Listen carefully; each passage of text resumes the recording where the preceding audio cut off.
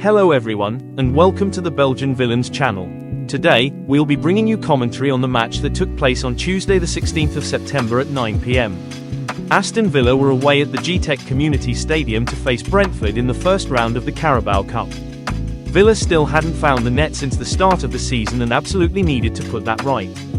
Towards the end of the first half, the two teams had the possession and had some chances that weren't so difficult to catch for the goalkeepers.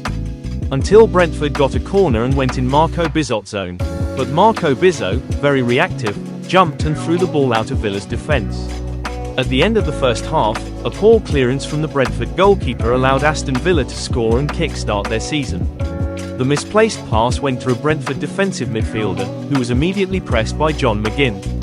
McGinn won the ball back and laid it off to Harvey Elliott, who struck towards goal. The keeper might have done better, but the ball eventually found its way in.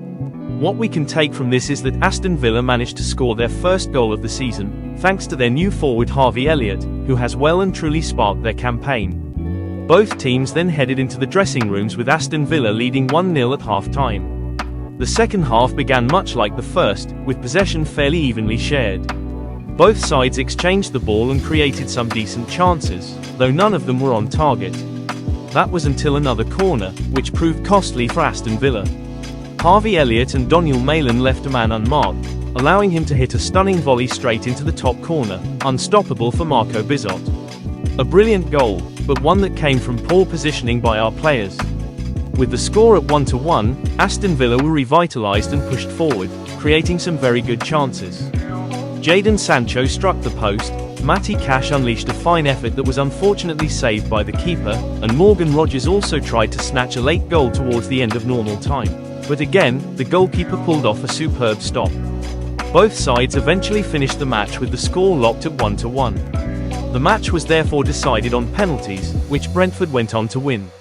It's worth noting that Emiliano Martinez wasn't in goal, but Marco Bizot did his best.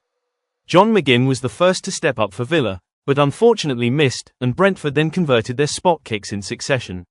When Matty Cash missed Villa's final penalty, Brentford only needed to score, and they did.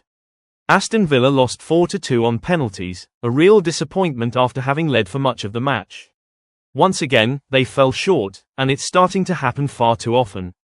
We'll be hoping to see a different side this weekend against Sunderland, and finally witness Villa secure a victory. 3 points would help them climb the Premier League table, settle into rhythm, rebuild confidence, and get back to the solid foundations they've shown over the years. Thank you for watching this video. Up the Villa, and we'll see you again for the Sunderland match commentary.